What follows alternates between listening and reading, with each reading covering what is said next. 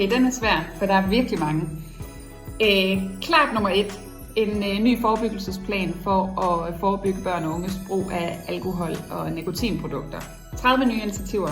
Mega godt. Nummer 2, det må være lønløft til vores velfærdsmedarbejdere. Jeg er selv sygeplejerske, og jeg har drømt om i mange år, at vi skulle have en lidt bedre løn for den store indsats, der bliver ydet.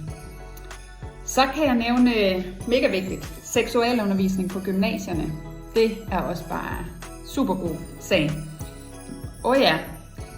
Mere barsel til tvillingeforældre.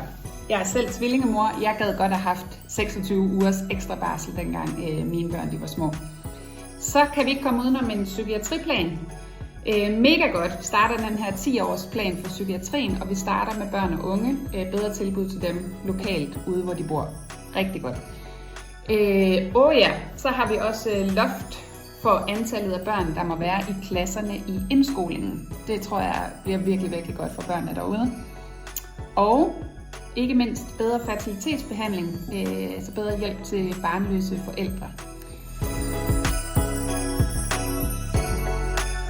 Det må helt klart være sundhedsstrukturreformen.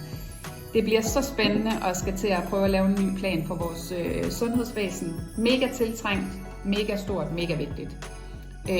Og så kan vi ikke komme udenom unges trivsel. Jeg er lige blevet trivselsordfører, så jeg glæder mig rigtig meget til at høre Trivselskommissionens afrapportering om, hvad vi skal gøre for at forbedre børn og unges trivsel. Abortloven, den er også mega vigtig. Det er 50 år siden, vi sidst lavede om på abortloven, så det er virkelig tiltrængt, at den lige får en justering, så vi kvinder vi får mere ret til vores egen krop og vores eget liv. Der må jeg nævne en orienteringsrejse til Færøerne. Det var virkelig stort at få lov at se den smukke del af vores rigsfællesskab. Og så kan vi ikke komme udenom besøget af Zelensky. Kæmpe dag.